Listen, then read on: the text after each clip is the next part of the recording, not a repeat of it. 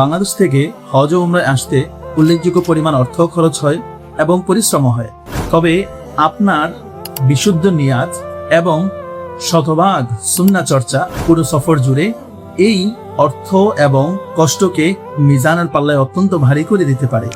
সেজন্য আপনার সফরটি হওয়া চাই একজন দক্ষ ও বিজ্ঞ ইসলামিক স্কলারের অধীনে, যেন আপনি পুরো সফর শতভাগ সুন্নাহ চর্চার গ্যারান্টি পান। আপনার এই সফরকে শতভাগ জ্ঞানভিত্তিক ও সুন্নাহ সম্মত করতে নুসুক হজ কাফেলা বাংলাদেশ আছে আপনার খেদমতে। আমাদের পরবর্তী গ্রুপটি 23 সেপ্টেম্বর 2026-এ ওমরায় আসছেন।